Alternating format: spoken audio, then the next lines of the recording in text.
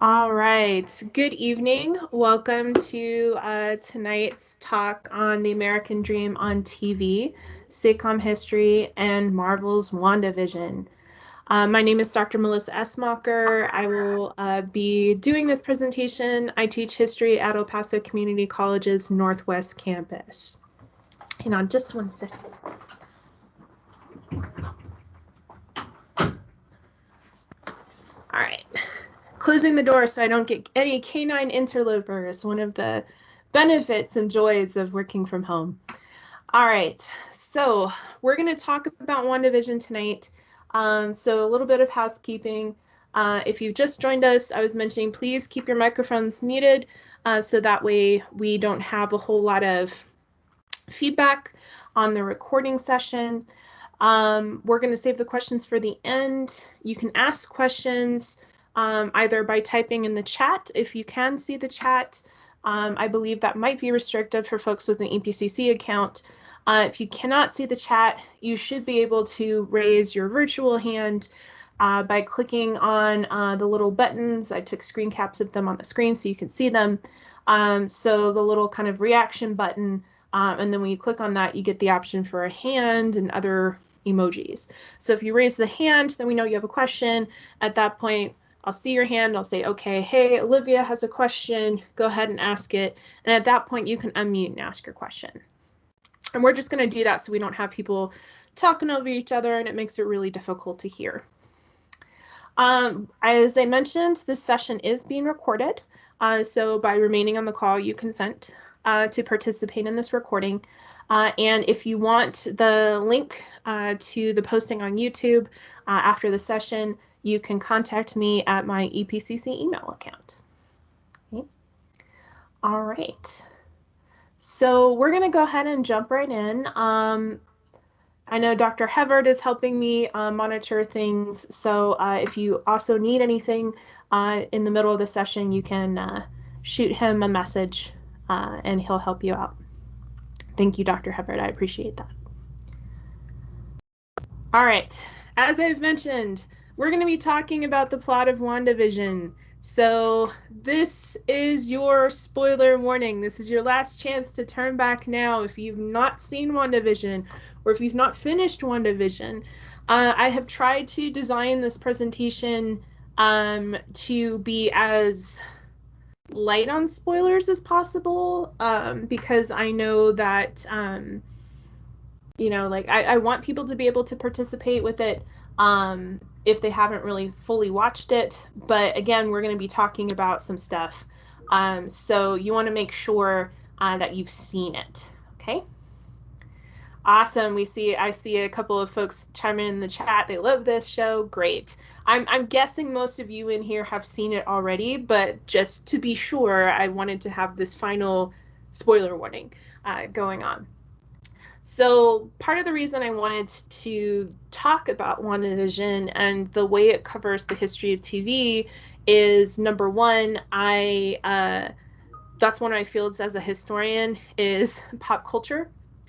I really love TV history. Valeria, you might want to maybe tune in later, but that's up to you. If you're okay with some light spoilers, that's fine. Because Valeria is mentioning in the chat that she hasn't seen it yet. But I love TV history. I love watching TV. I grew up watching a lot of old American sitcoms, so I can kind of relate to Wanda, having grown up in a steady diet of older TV. And I thought it was really interesting the way that the show kind of skipped through the different decades and in many ways mirrored the history of sitcoms and televisions, but in other ways kind of challenged it or turned it on its head. So our exposure to television, to American sitcoms through time, is coming from Wanda. Okay, Wanda Maximoff, if you haven't seen the show yet, and I know there are some folks in here who haven't, I'll briefly sum up for you. Wanda Maximoff is part of Marvel's Avengers. She has a very long history in the comics, long and complicated. We're going to be focusing, for the purposes of today, on the Marvel Cinematic Universe, which the WandaVision show is a part of. Okay, so we're going to talk about her history as a character within the cinematic universe. So Wanda Maximoff has powers She has not yet, at the start of WandaVision, gotten her comic book nickname, which is the Scarlet Witch. But she uses what comes to be known as chaos magic. She is telekinetic, she's telepathic, so she's got all these suite of powers. And within the Marvel Cinematic Universe, this is explained by her being experimented on with one of the Infinity Stones, okay, particularly the Mind Stone. And Vision, who we're going to talk about within this episode as well, her counterpart, also owes his origins as a sort of sentient robot to, for lack of a better phrase, android, I think would be better, to the Mind Stone. So they're very much linked by the Mind Stone, but this show is told more from Wanda's perspective than Vision's. In particular, the show sets up later on in the later episodes the fact that Wanda grew up watching American TV. She grows up in the fictional Eastern European country of Sokovia, and the show kind of portrays her and her family, including her twin brother, Pietro, or Quicksilver, sitting in front of old DVDs of American sitcoms, and that's kind of how they taught themselves English, and that's why she's familiar with American culture well before she joins the Avengers and moves into their compound.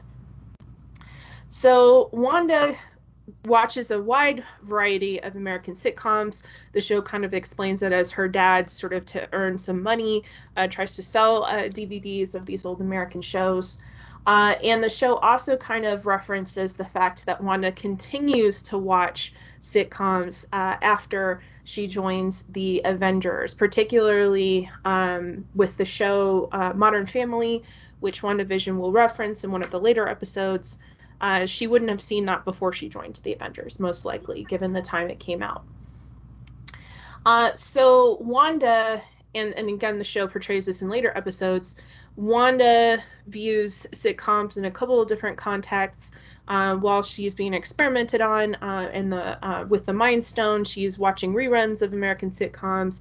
She's watching them at the Avengers compound as she's processing the death of her brother Pietro in the movie Age of Ultron. So Wanda, much like the rest of us, seems to view TV watching as kind of a comfort food.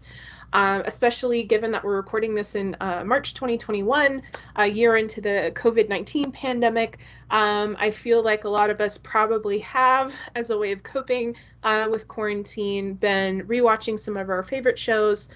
And that is a documented phenomenon for people. It's kind of like, eating the same kind of foods that give you comfort as well when you feel down. So one interesting thing to note here is the show is told through Wanda's perspective, right? Wanda has created this magical world. And this world goes through the history of sitcoms. So because Wanda is in the driver's seat, yes, you can totally watch the show and then come back to this video. That is more than good. So Wanda's in the driver's seat here. And it's really important to kind of think about how her viewing of these sitcoms shapes her idea of what is happily ever after. Okay? Because as the show's talking about, this is partly Wanda's way to process grief, right? So she's trying to create with her, again, kind of unintentionally at first, with her skills, her idea of the perfect ending, right? The perfect happily ever after for her and Vision. And so that's kind of important for us to kind of keep in the back of our brain. Like, how was Wanda's vision of what life is supposed to look like in America, all happy and things, how is that shaped by the shows that she's watching? So let's give you a little bit of background on the history of TV itself before we dive into talking about how WandaVision covers TV. So television as a technology might be older than you think it is. The very first experimentations with television technology actually date back to the late 1800s, to the 1890s. But really, the closest ancestor to our modern televisions today comes out of the 1920s. It's what we call the electronic version of the computer. There had been a mechanical version during that decade as well. But the electronic version first demonstrated in the US by an inventor named Philo Farnsworth. That demonstration comes out in 1927. Consequently, the very first TV broadcast in the United States takes place in Schenectady, New York in 1928. But it takes a while for TV to catch on as a technology. Radio is the most popular medium during this time period. Throughout the 1920s, Americans are buying radios and cars at the same rate. There's some attempts to broadcast TV in the early 30s, but then the Great Depression kind of pumps the brakes on that. Again, towards the end of the 1930s, but then that gets halted in 1941 during World War II. And there were some limitations to TV consumption before World War II. The technology was very expensive. There's also not a whole lot of options to watch things on TV, not a whole lot of programming. And then the last kind of piece of the puzzle was that the broadcast technology could not broadcast very far, the transmissions for TV. So largely that meant that most Americans watching TV had to live in fairly close in to major urban markets. This changes after World War II for a couple of different reasons. The technology of TVs become more affordable. There's more programming to watch, and consumers have more money for reasons we're going to talk about in a second. So this makes it now TV's opportunity to shine. Now we have increases in broadcasting technology related to technological developments during World War II. So now signals, again, at first are still located around cities, but we're going to see over the next decade Americans having access to TV even in more rural areas. And really, by the time we get to the 1950s, we're going to have what we call market saturation. So the TV in the 1950s is going to be very similar to the radio in the 1920s, that it's a relatively new and exciting technology that people can afford to buy and they're excited about.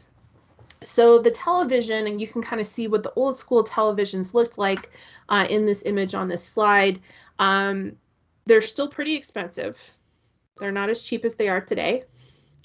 And they are what we call a CRT or cathode ray tube technology. So they're big. None of this kind of thin screens like we have today, fortunately, no 4K. There's only 3 or 4 channels depending upon what market you're in, so no smorgasbord of cable. There's no DVRs and no internet. So if you want to watch a show, you better sit your butt down at the time it is scheduled because you're not going to catch it again. There is no reruns. There is no recording it. There's also no remotes yet. So in this family scene depicted here, you notice you have the smallest kid who's seated close to the television. Yeah, that kid's going to be the remote. If you want to change the channel, they're going to be like, Timmy, go change the channel on the TV set. So early TV watching is very communal. Lots of families will sit around the TV and watch. A lot of these early TVs are kind of built into furniture, these big elaborate cabinets. So they're definitely a significant purchase for American families, both in terms of cost, but also too in terms of like time that the family spends together consuming the TV. Yep, you're the rope for the night. Yep, my parents are on the younger end of the baby boom generation, and they will tell you, yeah, that's not uncommon. So for the sitcom is actually one of the very first forms of entertainment that we see on TV. And really the sitcom has its origins, like a lot of early TV programming, in radio shows. Part of this was because as TV stations were trying to come up with programming quickly to increase the likelihood that consumers buying TVs would tune into their network versus a rival, the quickest way to do that was to take an existing property. So one great example of this is the sitcom The Goldbergs, not related to the current ABC, I think it's ABC, sitcom The Goldbergs. This TV show, or excuse me, first radio show, then TV show, The Goldbergs, had been broadcasting for a while. It was pretty popular as a show. The show focused on a Jewish immigrant family living in the Bronx.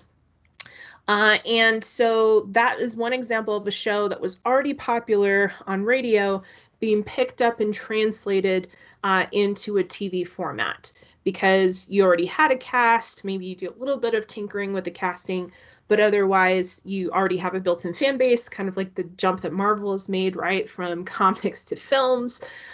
So that's something that a lot of early TV programming has. You can see other shows like The Lone Ranger, again, start as a radio show. Even I Love Lucy, which we have a still from here, starts off as a radio show called My Favorite Husband, which also starred Lucille Ball. And then it was, in today's language, rebooted for television and reworked.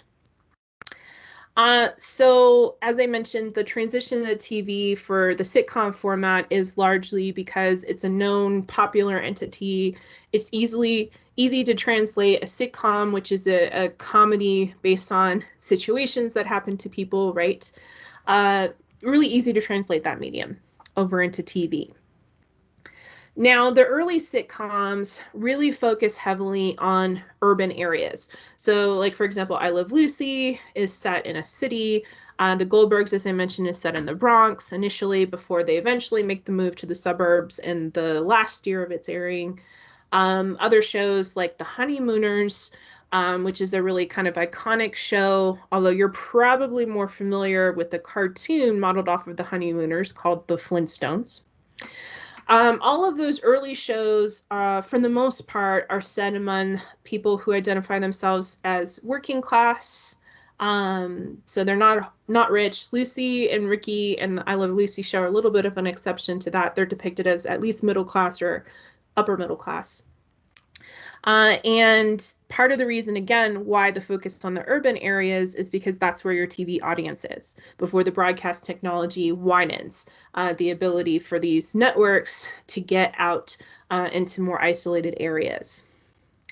One of the legacies of these early sitcoms that WandaVision really hones in on is this legacy of strong female figures. In the three sort of classic early sitcoms I've mentioned, the Goldbergs, I Love Lucy, and the Honeymooners, all three of them have very strong female leads. So Molly Goldberg, who's the family matriarch in the Goldbergs, Lucy and Ethel on I Love Lucy, Alice, who's the wife on the Honeymooners. All of these women hold their own against their husbands, against their family members, and very, very, I wouldn't say dominant, but not really submissive either. They're very strong. They're portrayed as equals to their husbands, even though there's always a little bit of undercutting for traditional gender roles. Like, for example, Lucy always gets into crazy shenanigans, and then, you know, her husband always kind of has to rein her in and say, "I told you so," and bail her out. So what's going to change with the sitcom is that the audience for TV is going to change. So as we get into the 1950s, we're after World War II, which had followed the Great Depression. So the generation that are young adults during this post-war period have lived through more than a decade of economic hardship, and finally things are turning around. The golden age for the American economy is between 1946 and 1973. Everybody was doing better. Wages were going up. Quality of life was going up. And people are actually able to afford things. And not just people living in the middle upper class, also people in the working class, the lower classes, were able to afford things like TVs. Part of this is due to, again, the average person being able to get a pretty good paying job, even with just a high school education, which we wish we still had that being true today. The baby boom is another big feature of this time period. People coming home from World War II want to settle down, they want to get married, they want to have kids. And we have this huge generation born between 1945 and 1965. The US population increases by 30 million people during this time period. That's about a 20% growth. So it's pretty big. The average family is having about 3.2 children. Don't ask me where the 0.2 is. Maybe that counts for a cat. Anyways, the average children per family today is lower. It's closer to 2. So people are getting married earlier. The divorce rate is dropping. They're having lots of kids. So that's going to change what TV looks like. Not only will we have the development of more children's programming to accommodate those baby boomers, but we're also going to have more and more depictions of the suburb on TV sitcoms, particularly because more Americans are moving out to the suburbs. By 1960, more people actually live in the suburbs than either in cities or in more rural areas.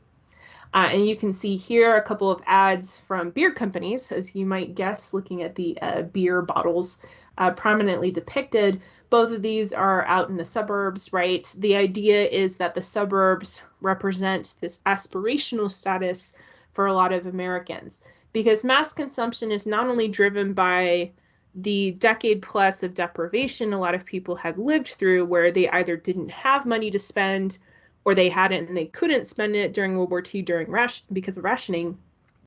Now consumption is actually also being the indicator of your social class status. Does this sound familiar? We still have that today, right? The stuff that you buy or the house that you're able to live in, the car that you drive, is all indicators of your social status. So I apologize if you hear snoring. Apparently my dog is snoring behind me. So the suburb is kind of the pinnacle of the American dream during the 1950s. Part of this is a desire for more space, more elbow room brought on by the suburbs, which are communities located close to but outside of city limits. And really, suburbs had existed before the 1950s, but prior to this point in time, really it was only the wealthy who could afford to live in suburbs. It takes until the car is widespread throughout the United States that living in a place different than where you work, commuting, is made more possible.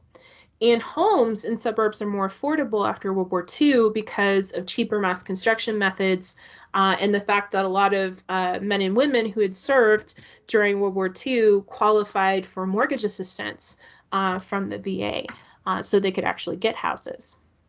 So we have lots of planned communities, including Levittown, which you see an advertisement for here, which was built on Long Island and had about 10,000 homes on what was formerly 1,200 acres of farmland. So because a lot of these houses, as you can see, look very similar to each other, have very similar floor plans, they're more affordable. So the suburbs become this kind of icon. You know you've made it when you can afford a house in the suburbs, you've got a nice sized yard, you probably have at least one car, maybe 2, you've got a TV, you have a bunch of kids running around. This becomes kind of the symbol of economic success and the American dream. So it's probably not surprising that WandaVision picks up in the 1950s, because the suburb is everywhere on 1950s television. Part of this is, again, the changing demographics of the people watching TV. They're more likely to live in the suburbs as we get into the later 1950s. We start to see this focus as well on the nuclear family, what we call mom, dad, and kids. And again, more middle-class depictions going on in sitcoms.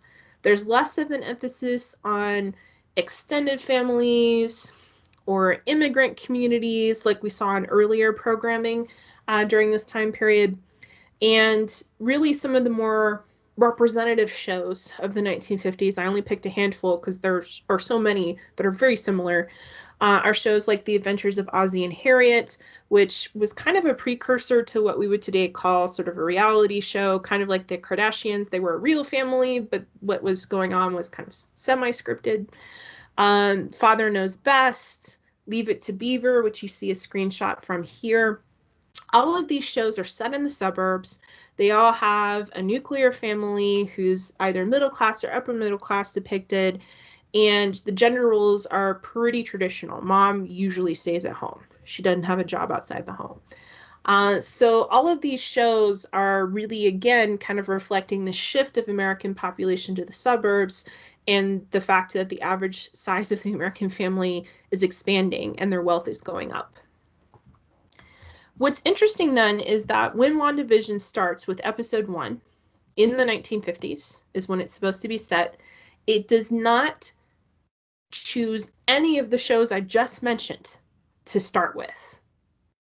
Okay, let's talk about why that is. Let's talk about what show it does choose to start with. So as we're going to go through the rest of the talk here, we're going to chart the decades that WandaVision goes through and the kind of primary influence for each decade, what show WandaVision is trying to emulate. So what's interesting about the 1950s, the first episode of WandaVision, is it's riffing off of the Dick Van Dyke Show. Very, very closely, in fact.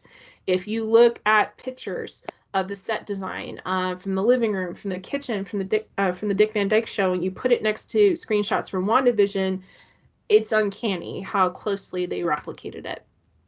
Now, notice that the Dick Van Dyke Show doesn't start until 1961. And yet WandaVision is using it to represent the decade of the 1950s. So why is that? Part of it is the fact that Wanda and Vision at this point are depicted in the show as newly married. They don't have kids yet, right? And all the sitcoms I just mentioned in the 1950s that were really popular were all suburban families, right? Mom, dad, and kids. So that's reason number one why WandaVision probably starts with the Dick Van Dyke Show.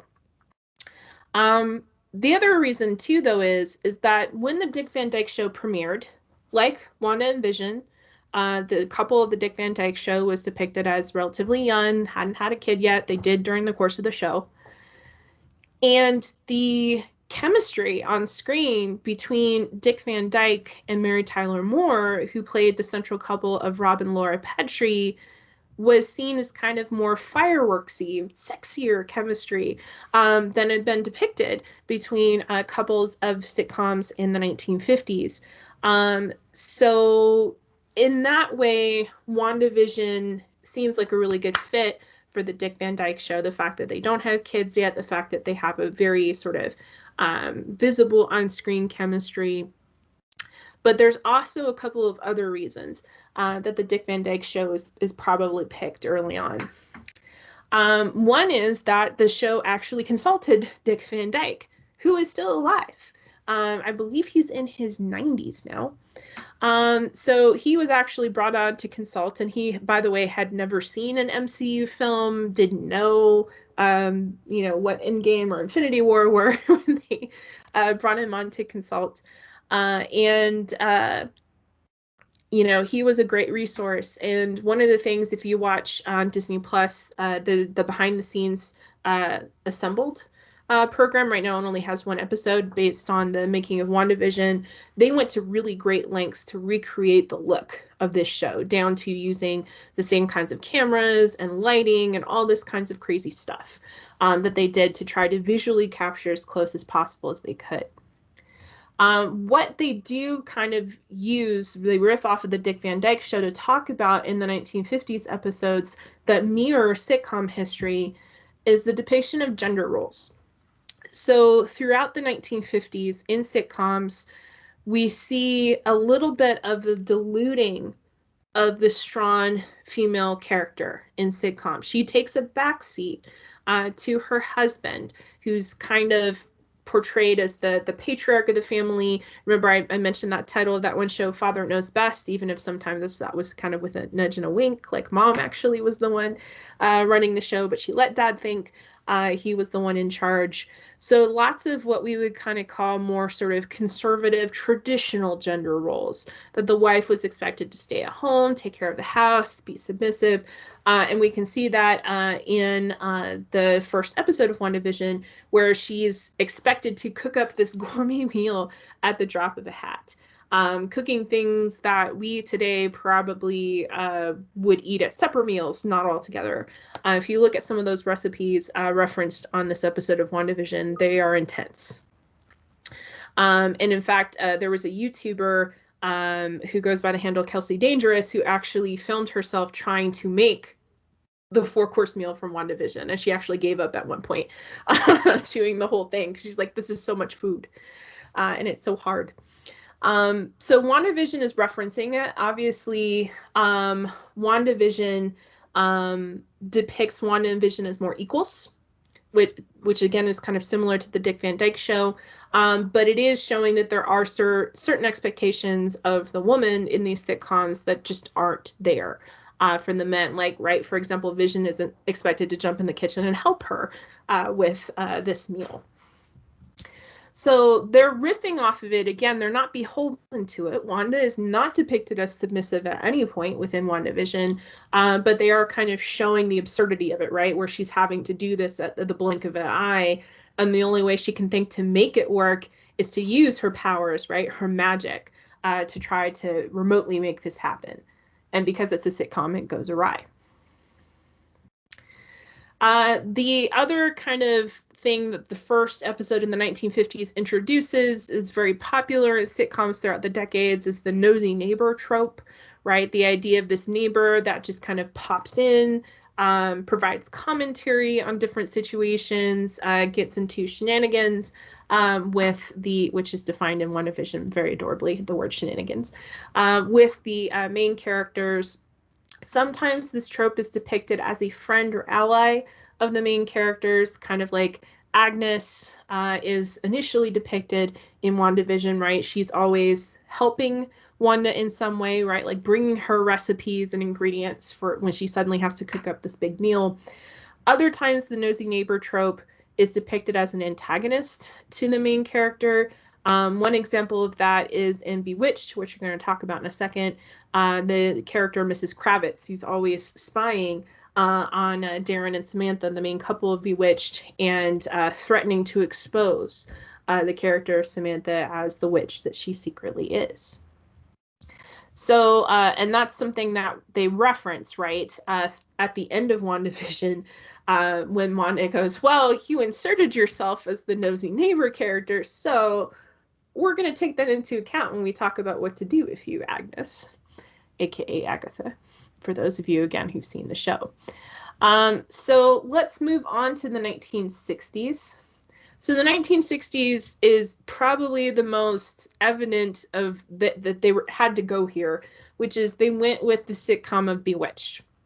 So the premise of Bewitched is that a witch has married a mortal man, and she's living in the suburbs with him in the US, and she's having to hide her magic, right? You can't let the outside world know that you're a witch, sort of like Harry Potter, right?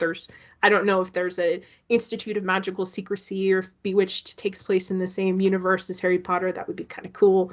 But anyways, it's probably the show that they're like, we got to do a comparison here with WandaVision, right? Because the idea is that Wanda is also trying to kind of keep her powers on the down low. She just wants to be treated as a regular person. So, of course, they're going to reference Bewitched in the 1960s. Yeah, the American Ministry of Magic, exactly, as Miguel is mentioning in the chat. So this is probably, again, the most obvious sitcom that WandaVision was expected to pull from, but it's also not isolated in weird sitcoms with magical realities. There's a whole slew of sitcoms in the 1960s that have magical or fantastical premises. One example of this is I Dream of Jeannie, where an astronaut crash lands on a deserted island, digs up a lamp, and then ends up with a genie.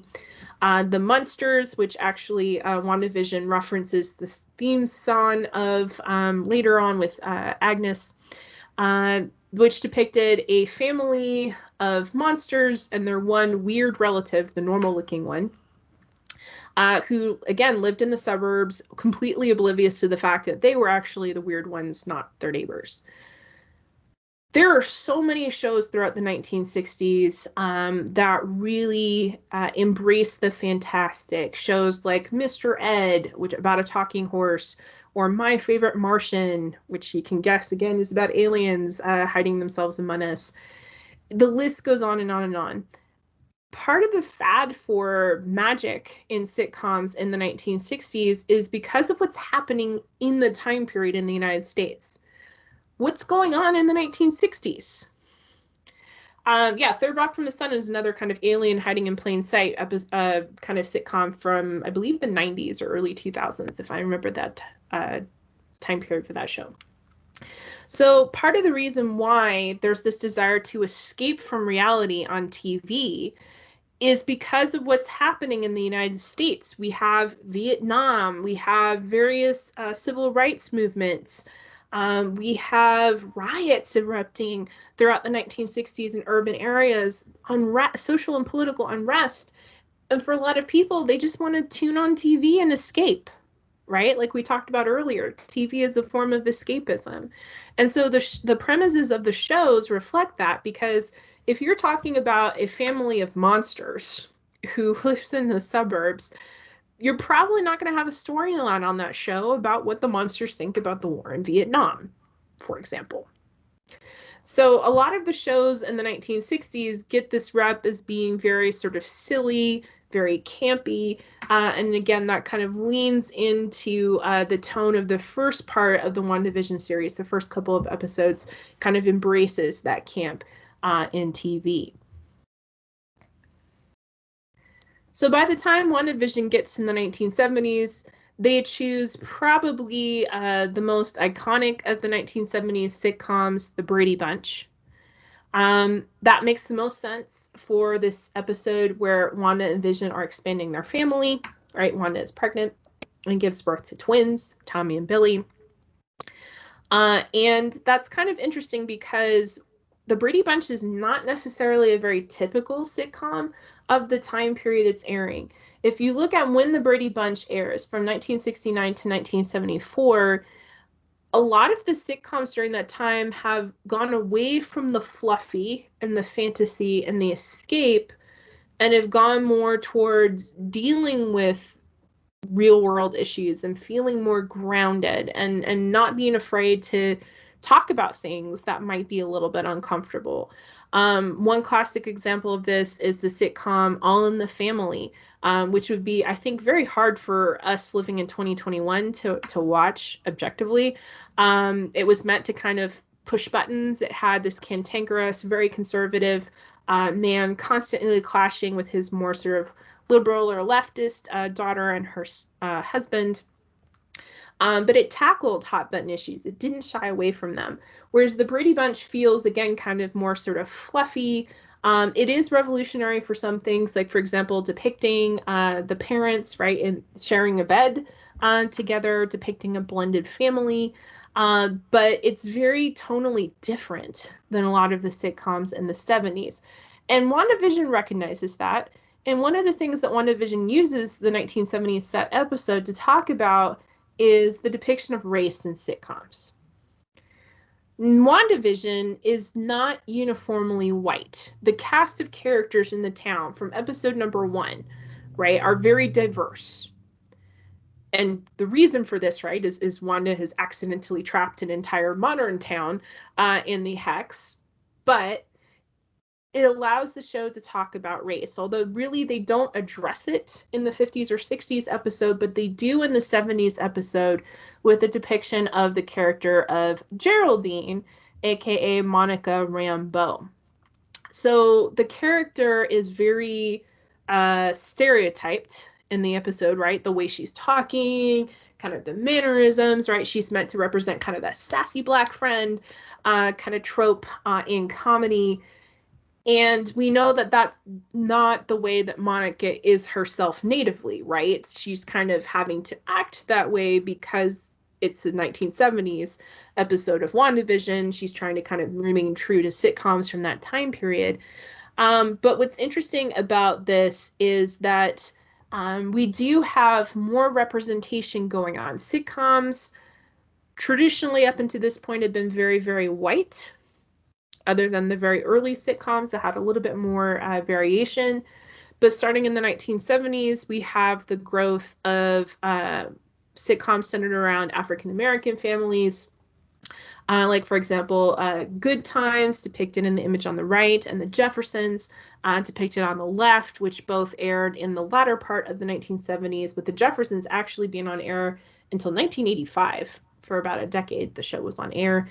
And that was meant to provide kind of a counterbalance to the fact that sitcoms were traditionally very, very white, didn't have a good track record on depictions of race with characters other than, again, the Dick Van Dyke Show is actually an exception because there's a whole episode where the plot line is that they're afraid that they've accidentally gotten their newborn baby mixed up. There's been an accidental baby swap at the hospital, and they call the other parents with a similar last name, and they go, we're afraid that our babies got switched.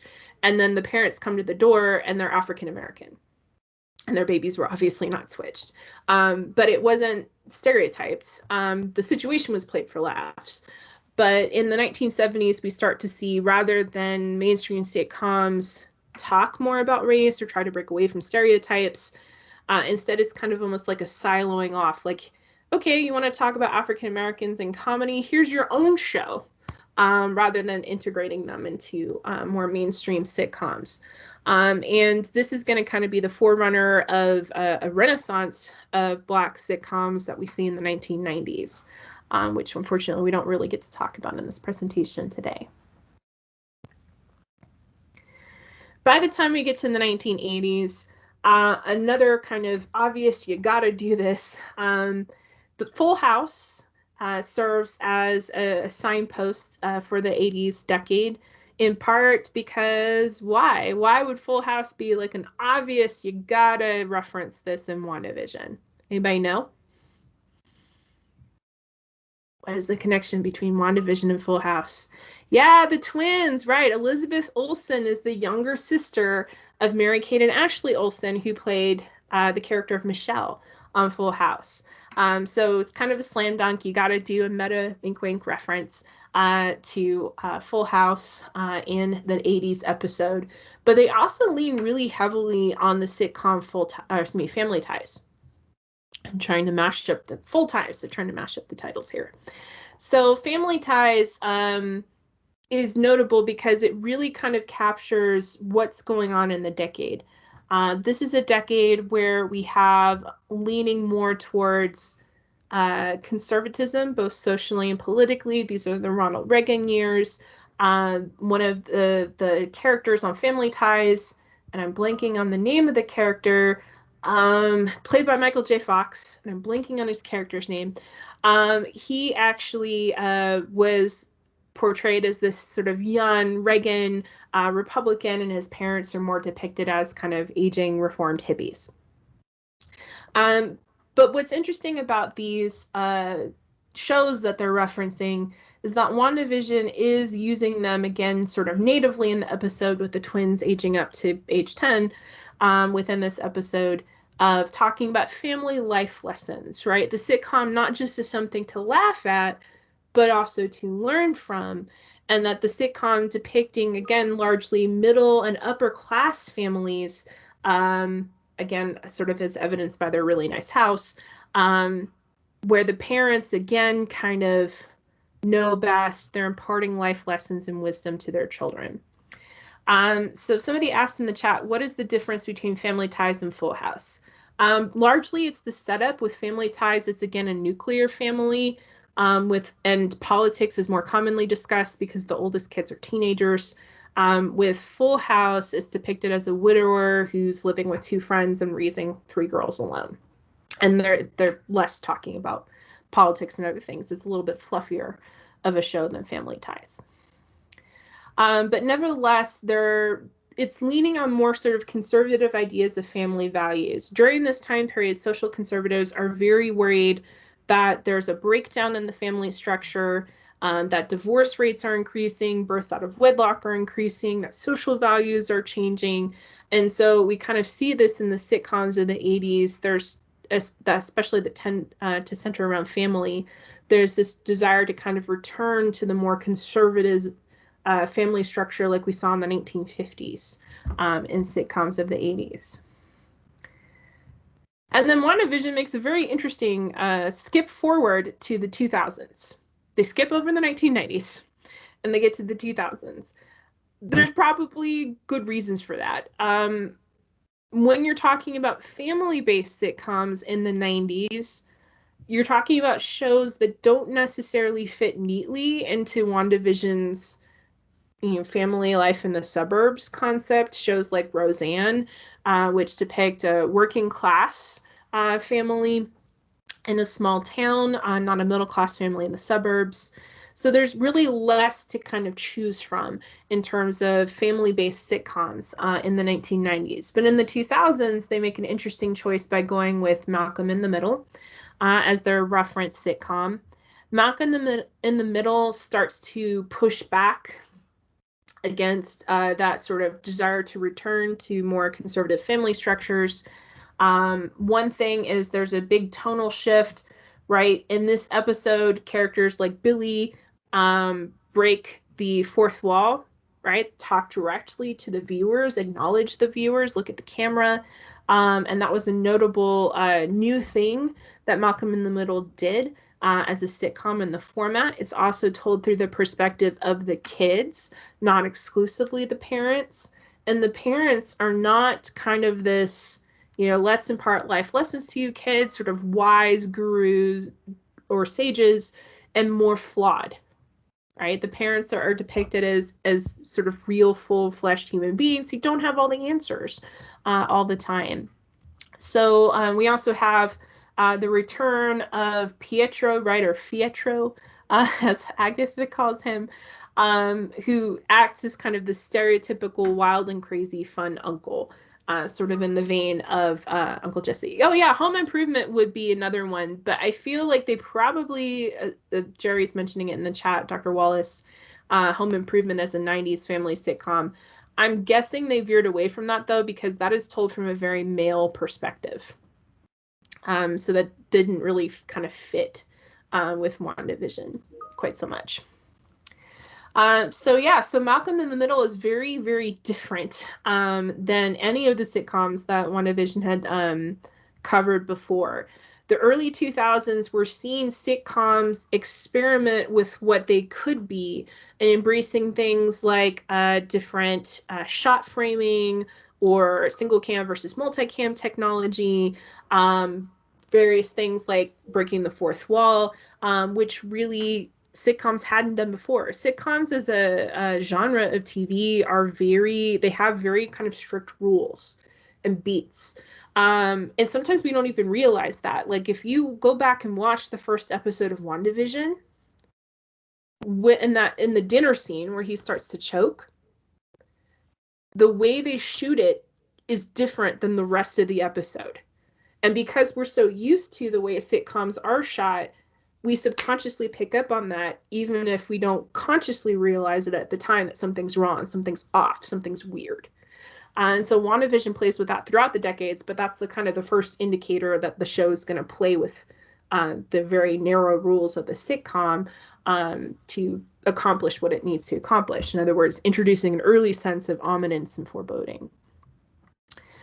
So the last sitcom that WandaVision references is Modern Family. Again, this is a nod to a more modern show that Wanda would have seen post Sokovia, which only just ended last year. And Modern Family is not necessarily innovative in its use of speaking to the camera in a faux documentary format. That show that really kind of pioneered this wave is shows like The Office, Parks and Recreation, where the gist of it was like you were like a fly on the wall with a documentary shooting the daily life of people at a paper company or a Parks and Recreation department. As someone who used to work for a Parks and Recreation department, I've got a soft spot for that particular show. So Modern Family does the same kind of thing, much like WandaVision does. If you watch the first episode of Modern Family, yeah, Ron Swanson is the best on Parks and Rec. If you watch the first episode of Modern Family, it tells seemingly stories of like 4 different families and then reveals at the end that they're actually all members of the same family. And Modern Family is, again, kind of like Malcolm in the Middle, trying to push the boundary on what we kind of expect with sitcoms by depicting, again, a very modern family structure. We're going back to the idea of depicting extended families, not just nuclear families. Everybody's very different from each other, right? You have an immigrant, you have a gay couple, you have teenagers, you have Phil and Claire Dunphy there depicted on the couch. And there are very interesting stylistic beats. Like they'll tell a story, make a reference, and then there's a stylish cut. Like when Wanda talks about, like, we've all had a bad day, right? Where we've just snapped and done something, like expands the realm of our magical neighborhood, and then it cuts to, right, scenes of the military camp being overrun and turned into circuses, and circus folks. So there's really not too much more I have to add on Modern Family, but I really kind of wanted to wrap up and allow time for questions because I want to be respectful of time. I'm looking at the time. I really kind of wanted to wrap up by reiterating that WandaVision as a show very cleverly honors the history of TV sitcoms, but is not slavishly bound to that history. As I mentioned, even when we hit decades where the social roles, the gender roles are more conservative, Wanda's never a submissive character. She's always a very strong protagonist, and again, that embraces the legacy within the broader history of sitcoms of having very strong female protagonists. And Marvel's WandaVision is really, in many ways, a love letter to the genre of TV. And you feel that as a viewer watching it. And when you know the background of the show, when you know what shows it's referencing, what beats is it picking up on from TV history, what kinds of lengths did the production design go to reference and emulate these classic sitcoms, it makes you appreciate it all the more, the little kind of details and Easter eggs that the show has. And I have to say, this is probably, because of all of this, I think it's my favorite of any of the MCU properties.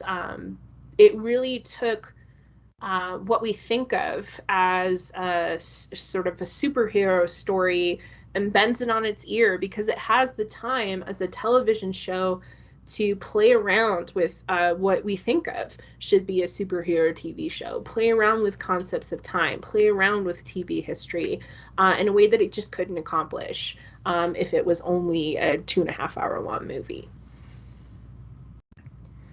All right, so I wanted to wrap up and allow time for questions. Anybody have any questions on the presentation or WandaVision in general? You can either use the chat or you can raise your hand.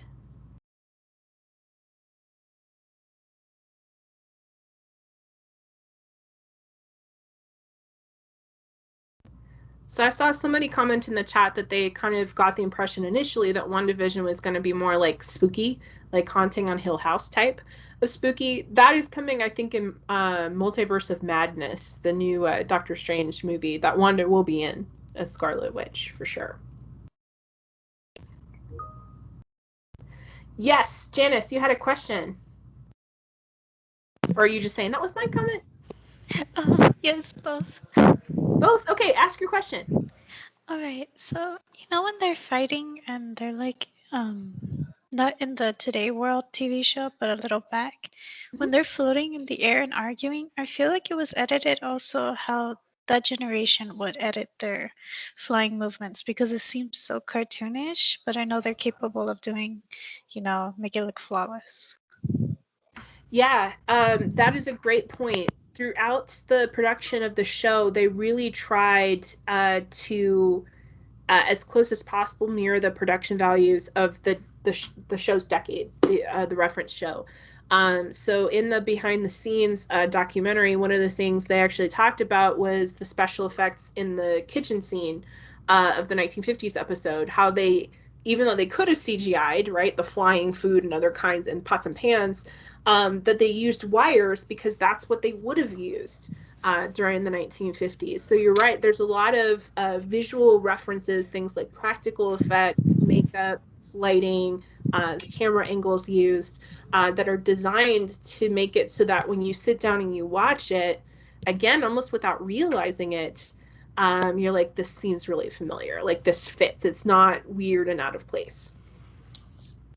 Okay, so I'm not going crazy. Thank you. No, you're not going crazy. No, absolutely not. They did make very conscious decisions to do that, even with like the music too. All of the theme songs, you said the few that are different decades, are all designed to be, again, kind of references to popular theme songs, but they all have the same sort of central motif. They use kind of the same notes throughout each of the songs, just in ways that are different based on the time period, what music was popular. Oh, I'm All sorry. right. Can you explain that again? Because I didn't hear you. Yes, can you hear me now? Yes, I can. Okay. Thank you. So for the music, for the theme songs, each theme song has the same sort of motif or a few notes.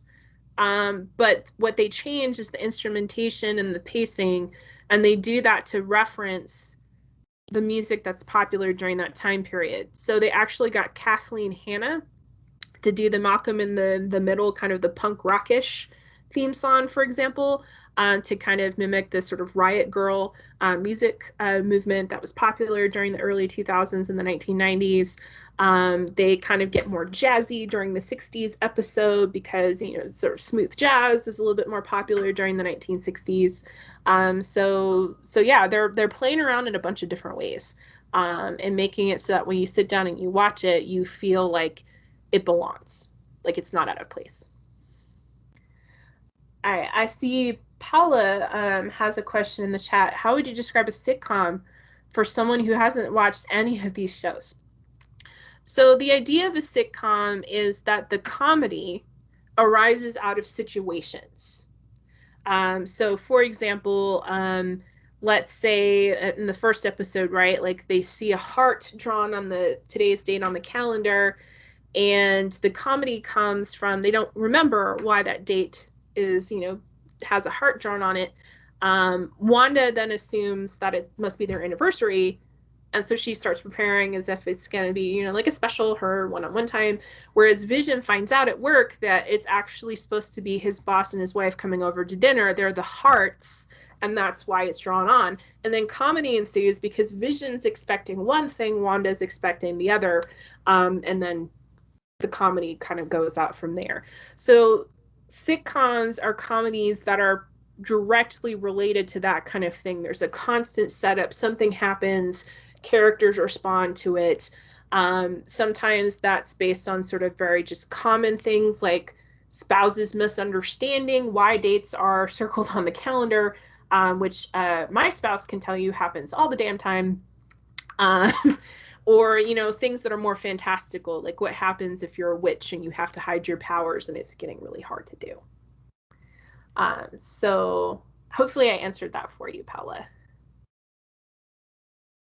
All right, let's see. I see a couple of hands up. Let's see. Anybody know who was first? Can you help me out with this, Josh? Okay, Jerry, go ahead. Dr. Wallace. Thanks. I think this was an awesome presentation. I haven't seen WandaVision. It's actually next on my list to watch, and I don't really feel like you spoiled anything. Well, at least maybe you have, and I just don't know it yet. So, but I want to ask just a very topographical question because I find TV history to be very fascinating, and your presentation and the show kind of give us a glimpse into like TV history, especially from when the TV becomes mainstream. And I want to know, from your own opinion, why do you think the sitcom has been so successful and it has this longevity when lots of other forms of TV programming have come and gone? That's a great question. I mean, yes, the sitcom is surprisingly durable. I mean, you can think of tons of examples of sitcoms that are on the surface of it, for lack of a better word, terrible, like Two and a Half Men, but they last forever, right? And part of that is, number one, the genre has existed so long and people are so familiar with it that even a bad sitcom is better than nothing. Right? You might still get an occasional laugh, even if it's not the most like cutting edge or highly rated sitcom. So again, it kind of becomes like almost a reflex for us, like comfort food, right? Like if I'm stuck on the plane, I might watch a sitcom I would never otherwise watch just because I know it's good for a laugh and I know what the format's going to be like, right? It's somewhat expected. Um, but part of it is too not just the rigidity, the fact that we can kind of expect the same kinds of things from sitcoms, but also the fact that sitcoms, just by the bare bones definition of a funny situation happens, they can go many different directions because of that. Like you can have like WandaVision, right? It's kind of multi-layered and you can kind of imply other things. Or even, you know, thinking of a sort of a sitcom that breaks all the rules of other sitcoms by going super meta, sitcom Community, which I highly recommend if anybody's never seen it. It's set at a community college. Gotta watch it. I will promise you, not all deans are as crazy as the one on the show. But that show like referenced other genres. Like they have this whole parody of Ken Burns' Civil War documentary on the episode on an episode of Community that's hilarious. So really, they can kind of the sitcom has rules, but also because those rules are so simple, you can play around with them. And so I feel like that kind of gives some more sort of creative spins that adds to the longevity of the sitcom. Exactly. All right, let's see. Who else had their hand up next? Rihanna. Hi, so I'm not quite sure how to word this, but do you know, is there a reason that the production team decided to make each era or each TV show that they modeled after only an episode long, or like how they decided to jump when they did? That's a great question. I don't know that that's not something that they really clearly answered in the behind the scenes one on Disney Plus. And I know somebody did ask me, was I inspired after that came out? And I was actually inspired before that came out, and I'll address that question in a second. I think part of it was the fact that that kind of made a nice layer of absurdity to it. The fact that each day was a different decade, right? So that kind of adds to the absurdity, especially when characters comment on it, right? Like in the 80s episode where the credits are starting to roll and they have an argument and, like they're arguing over the credits. So they're playing around with that conception of time. I think it makes it very much more ridiculous. I think the other thing is just from a storytelling standpoint, it seems what Marvel is doing with the Disney Plus shows is they're trying to make it so that they're telling the length of the show fits the story they're trying to tell and not vice versa.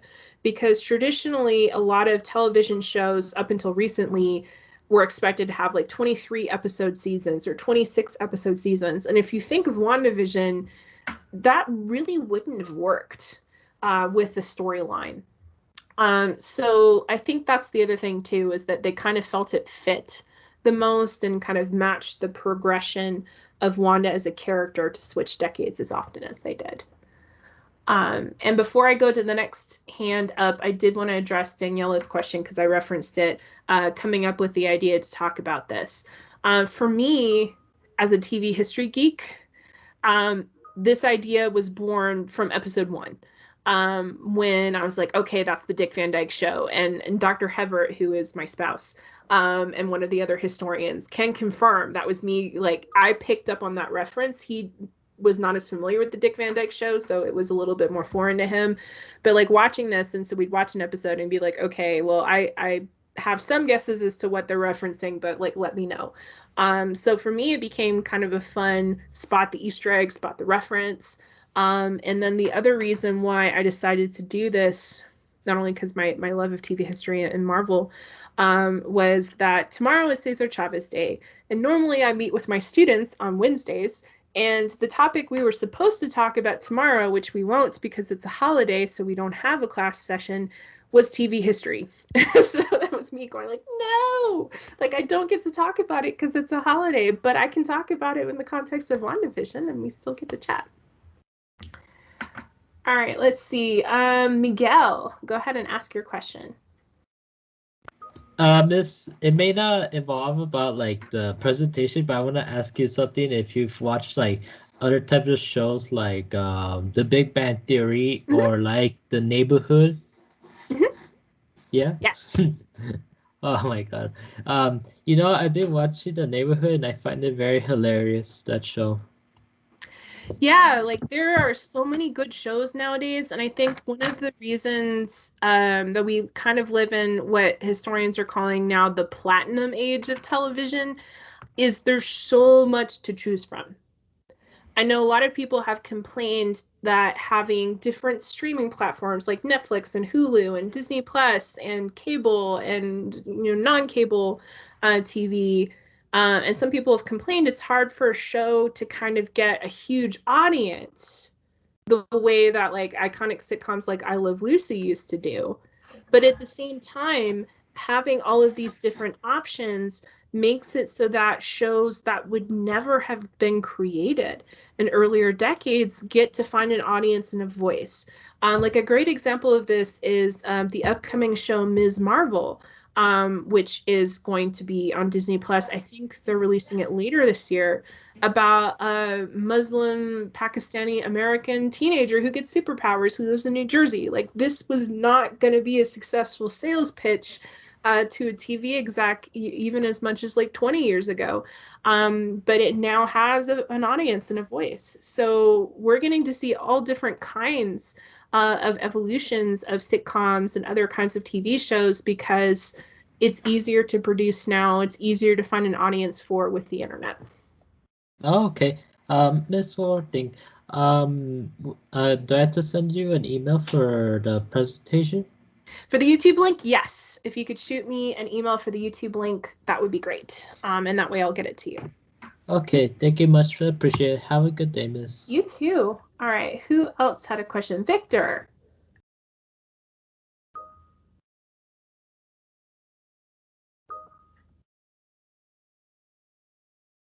Let's see. Oh, did you type your question, Victor? Let's see. The eerie commercials. Is that the question that you were going to ask me? Yes. Okay. So Victor asked, do you have any thoughts on the eerie commercials that were shown throughout the show? They seem to be evolving with the eras of the sitcom. Absolutely. The commercials are interesting because commercials, much as we hate them and might have like ad blockers on our computer to avoid on YouTube, commercials are very much part of TV history. And that's not something I really had time to delve into. But for example, a lot of the earliest shows, like variety shows or talk shows, were actually sponsored. So it'd be like the Colgate toothpaste variety hour. The idea of advertising in TV is very, very old. It's a very wedded idea. And really, the ads are meant to kind of emulate that, number one. But number two, they're also meant to kind of reference Wanda's state of mind. So like the toaster in the first episode, like Paula's mentioning, is about Wanda's traumas, right? So the toaster with Stark Industries and the blinking red light, we find out later in a later episode, is a callback to the Stark Industries missile that was unexploded outside her family home after her parents had been killed. Her and her brother were trapped. There's also reference to like Lagos paper towels to wipe up any messes you made, and that's a reference to Wanda accidentally killing a bunch of Wakandans during Captain America Civil War. By accident as collateral damage. So those commercials are kind of designed to reference Wanda's state of mind, Wanda's trauma, but they absolutely are shot in a way that's period appropriate, right? Like if you look at that, really the creepiest one, I think, is the animated shark commercial. That one is very, very similar to commercials that aired during the 90s and the early 2000s. I can tell you as an old millennial kid. So yeah, so definitely the show is kind of playing around with ads that were popular at the time, but they're using that to kind of forward Wanda processing her grief and her trauma. Exactly. And now I'm mousing through the chat to see. Thank you for everybody who suggested further watching. All right, I see a question from Mr. Esmacher, my dad. Is there a risk that some younger audience members will not have seen the older sitcoms and not make the connections to the older shows? Absolutely. But I don't see this necessarily as a bad thing. For me, what I've noticed is that there's been a lot of conversation about finding out, right? Going and look, being like, oh, this is kind of cool. What is it referencing? I'm going to search the internet. Oh, it's referencing the Dick Van Dyke Show or the Brady Bunch or other kinds of things. And I feel like it's leading to kind of a path of rediscovering some of these older sitcoms. And most of the sitcoms that WandaVision references are fairly easy to access. Some of the older sitcoms that I mentioned, like for example, the Goldbergs, which used to tape before a live audience, a lot of those recordings have been permanently lost. So when you get into the really early history of TV, like we don't have those preserved as well. So I feel like WandaVision, yes, there's an extra level of I get it, or there are Easter eggs that you see if you are familiar with these old sitcoms, but you can still enjoy it if you're not. And you can still kind of reference back and you can be like, okay, I want to go find out more about this show that they're referencing here. So let me go ahead and drop my email because I noticed some people asking in the chat that you can email me. You can also just Google Melissa Esmacher. Apologies for my last name. You might have some challenges spelling it. It's not Dr. Smasher. That's my Instagram handle. Let's see. Looking through. Let's see.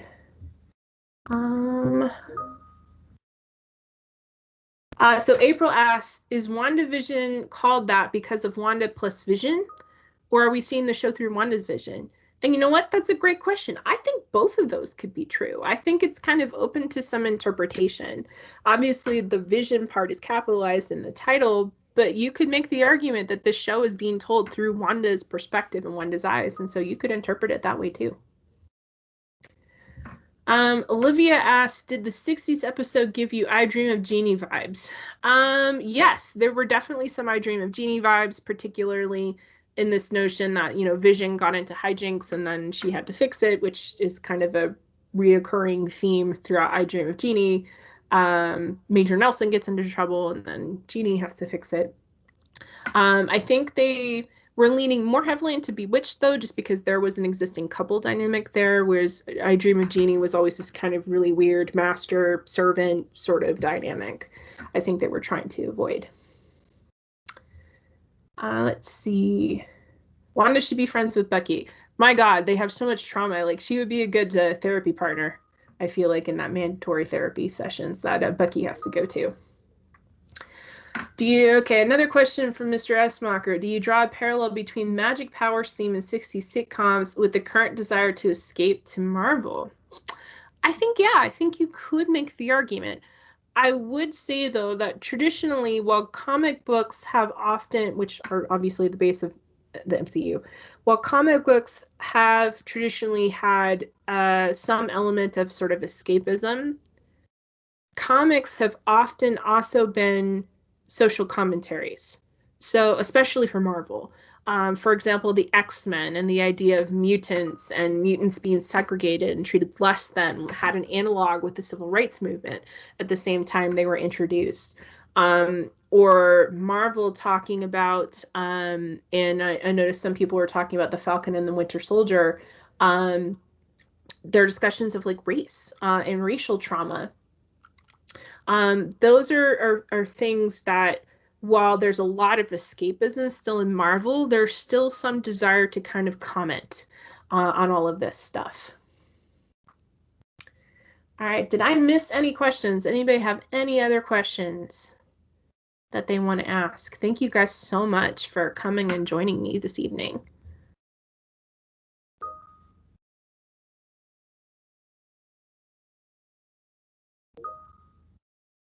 All right, thank y'all. I'm going to go ahead and stop recording.